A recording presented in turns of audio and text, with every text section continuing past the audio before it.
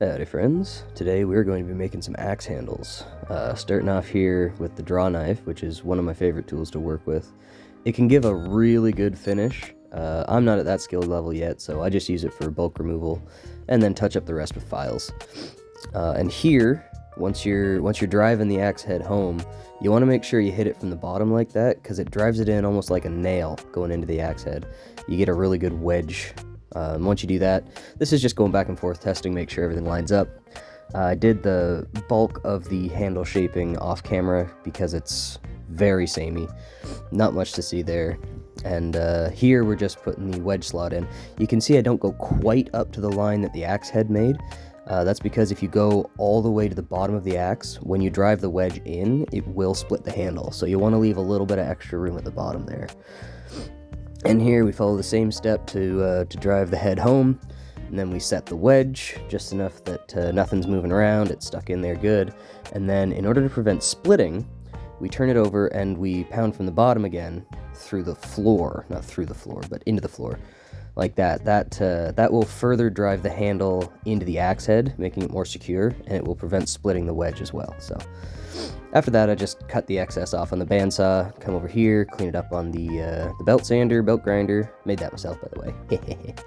Anyways, clean up the butt. I always leave the butt rough when I'm doing handle fit up, because you're hitting on it a lot and you don't want to be leaving dents on finished wood. So there you go. And then we come to the fire. Love playing with fire.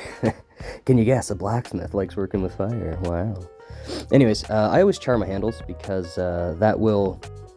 It burns off any of the quote-unquote food in the wood fibers, so bugs won't get into it and rot it. And after the charring, we hit it with the boiled linseed oil to further seal it from any water seepage. So as far as I'm concerned, this is the best way to do any kind of woodwork, unless you're going for visuals only, and then you can do all kinds of sealing and yada yada yada, but this works for me. Of course, after that, you want to hit it with the wire wheel. You can use powered wire wheel like I'm doing, you can use a hand brush, you can use a bit of sandpaper, anything really that's light, just enough to get the soot off, and you're left with the charred treated wood.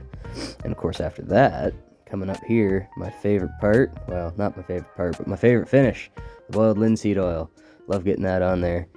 So handy. I mean, we've been using it for thousands of years. Humanity has been using it for basically as long as we've been working with wood. And just, it works great.